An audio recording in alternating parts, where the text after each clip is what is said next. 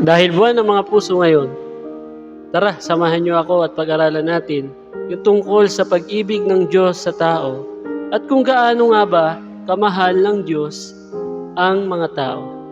Tara at pag-aralan natin ang salita ng Diyos. Para mas maintindihan natin at maunawaan kung gaano nga ba tayo kamahal ng Diyos, kailangan malaman muna natin kung ano ba yung kalagayan natin o sitwasyon natin bilang tao sa harapan ng Diyos. Sabi sa Romans chapter 3, verse 23, sapagkat ang lahat ng tao ay nagkasala at walang sino mang nakaabot sa kaluwalhatian ng Diyos. Maliwanag po na sinasabi dito na ang lahat ng tao ay nagkasala at walang mga tao ang may kakayanan para makalapit sa Diyos.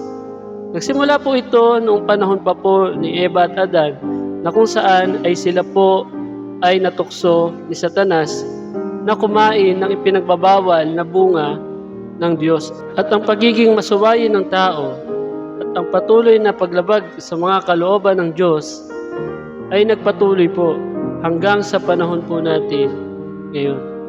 Dahil sa pagkakasala ng tao ay meron po itong mabigat na kaparusahan sa mga taong sumusuway sa Diyos.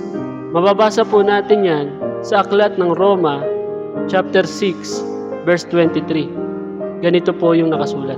Sapagkat kamatayan ang kabayaran ng kasalanan, ngunit ang walang bayad na kaloob ng Diyos ay buhay na walang hanggan sa pamamagitan ni Kristo Jesus na ating Panginoon. Sa makatuwid, merong kabayaran sa mga kasalanan na ginagawa ng mga tao. At ito ay ang kamatayan doon sa apoy ng impyerno.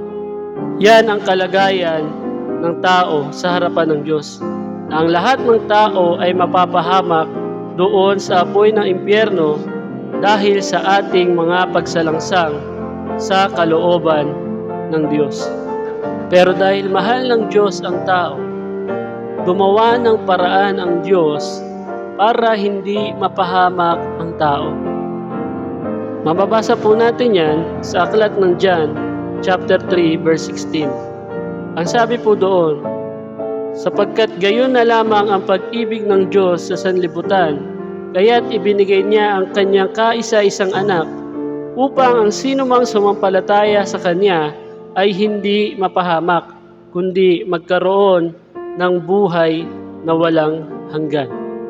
Dahil ang Diyos natin ay Diyos ng hustisya, hindi siya papayag na basta-basta na lamang tayong patawarin sa ating mga ginawang kasalanan. Kundi dapat meron pa ring magbayad ng mga kasalanan natin sa Diyos. At ano yung solusyon na ginawa ng Diyos?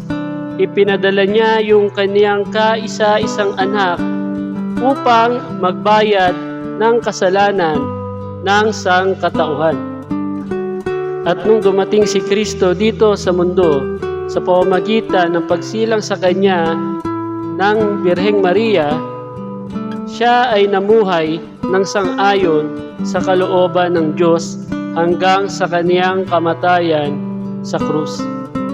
Sabi rito sa aklat ng 2 Korinto, chapter 5, verse 21, hindi nagkasala si Kristo, ngunit alang-alang sa atin, siya'y itinuring na makasalanan upang sa pakikipag-isa natin sa Kanya ay maging matuwid tayo sa harap ng Diyos. Sa makatuwid, nagkaroon ng tinatawag na substitution. Na imbis tayo yung mamatay dahil sa ating mga kasalanan, si Kristo yung itinuring ng Diyos na isang taong makasalanan at siya ang pinarusahan ng Diyos at namatay doon sa krus ng Kalbaryo. At tayo namang mga makasalanan ay tinuring ng Diyos na matuwid sa pamamagitan ng pamumuhay ni Kristo ng sang-ayon sa kalooban ng Diyos hanggang sa kaniyang kamatayan. Kaya tayong mga sumasampalataya kay Kristo ay itinuturing na ng Diyos na matuwid sa kaniyang harapan. At ngayon, sa ating patuloy na pamumuhay, tayo ay sinasamahan at ginagabayan ng banal na Espiritu Santo para manatili tayo sa kalooban ng Diyos upang gawin natin yung mga bagay na sang-ayon sa kagustuhan ng Diyos. Ganyan tayo kamahal ng Diyos. Sa kabila ng ating tunay na kalagayan sa harapan ng Diyos, yung ating kawalang pag-asa, yung naghihintay sa atin sa apoy na impyerno, ay gumawa pa rin ang Diyos ng paraan upang tayo ay maligtas at hindi mapahamak. Ito ay sa pamamagitan ng pag-aalay ng buhay ng ating Panginoong Jesucristo para bayaran yung ating mga kasalanan sa harapan ng Diyos. At hindi lang yun. Iniwanan pa tayo ng Diyos ng ating mga kasama sa ating journey dito sa mundo. At ito ay walang iba kundi ang Diyos Espiritu Santo upang siya ang patuloy na magpaalala sa atin na tayo ay mga anak ng Diyos at dapat ay manatili sa presensya ng Diyos.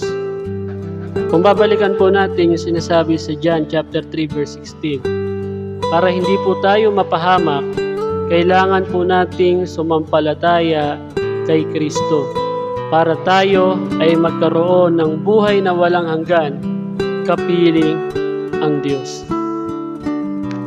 Sana po ay naintindihan natin ang mensahe ng Diyos ngayong araw, kung gaano niya po tayo kamahal at kung gaano niya po tayo iniibig.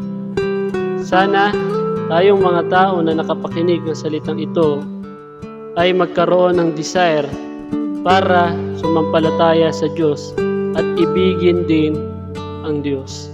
Maraming pong salamat. Soli Deo Gloria. God bless.